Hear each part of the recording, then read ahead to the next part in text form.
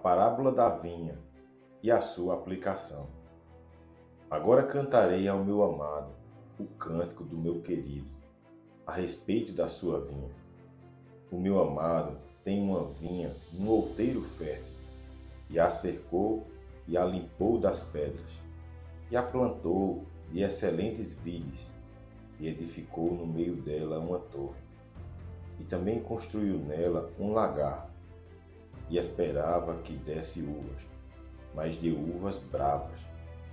Agora, pois, ó moradores de Jerusalém, e homens de Judá, julgai, vos peço, entre mim e a minha vinha, que mais se podia fazer a minha vinha que eu lhe não tenha feito? E como, esperando eu que desse uvas, veio a produzir uvas bravas? Agora, pois, vos farei saber o que eu hei de fazer à minha vinha. Tirarei a sua sebe, para que sirva de pasto. Derribarei a sua parede, para que seja pisada. E a tornarei em deserto. Não será podada nem cavada, mas crescerão nela sarças e espinheiros, e às nuvens darei ordem, que não derramem chuva sobre ela. Porque a vinha do Senhor dos Exércitos é a casa de Israel, e os homens de Judá são a planta das suas delícias. E esperou que exercessem juízo, e eis aqui opressão, justiça, e eis aqui clamor. Ai dos que ajuntam casa a casa, reúnem herdade a herdade, até que não haja mais lugar, e fiquem como únicos moradores no meio da terra. A meus ouvidos disse o Senhor dos Exércitos: em verdade que muitas casas ficarão desertas, e até as grandes e excelentes sem moradores, e 10 geiras de vinha não darão mais do que um bato, e um homer de semente não dará mais do que um efa.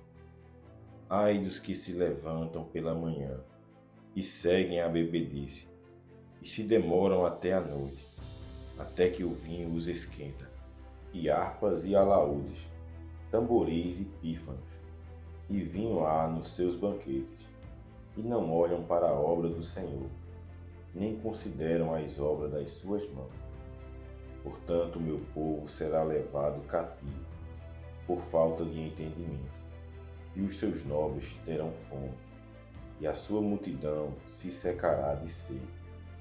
Por isso a sepultura aumentou o seu apetite, e abriu a sua boca desmesuradamente, e a glória deles, e a sua multidão, e a sua pompa, e os que entre eles folgavam, a ela desceram.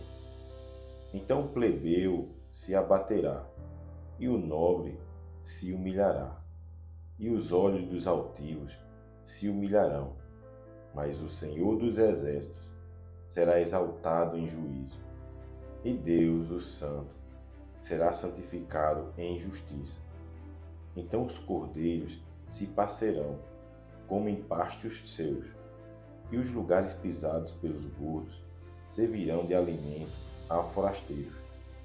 Ai dos que puxam pela iniquidade, com cordas de vaidade, e pelo pecado, como se fosse com cordas de carros, e dizem: avie-se e acabe a sua obra, para que a vejamos, e aproxime-se e venha o conselho do Santo de Israel, para que o conheçamos. Ai dos que ao mal chamam bem, e ao bem mal, que fazem da escuridade luz, e da luz escuridade, e fazem do amargo doce, e do doce amargo. Ai dos que são sábios a seus próprios olhos, e prudentes diante de si mesmos. Ai dos que são poderosos para beber vinho, e homens forçosos para misturar bebida forte, dos que justificam o ímpio por presentes, e ao justo negam justiça. Pelo que, como a língua de fogo consome a estopa, e a palha se desfaz pela chama, assim será a sua raiz, como podridão, e a sua flor se esvaecerá como pó, porquanto rejeitaram a lei do Senhor dos Exércitos e desprezaram a palavra do Santo de Israel. Pelo que se acendeu a ira do Senhor contra o seu povo, e estendeu a sua mão contra ele, e o feriu, e as montanhas tremeram, e os seus cadáveres eram como um monturo no meio das ruas.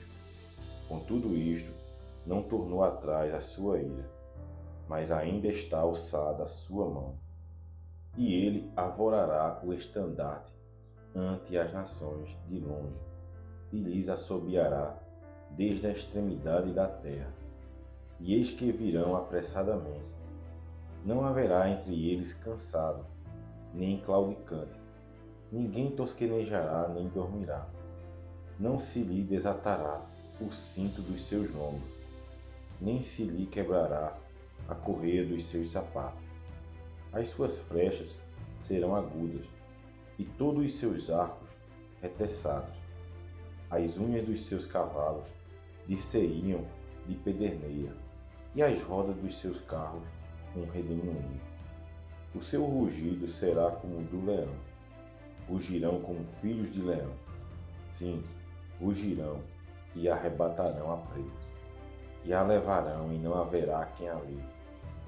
E bramarão contra eles naquele dia, como o bramido do mar.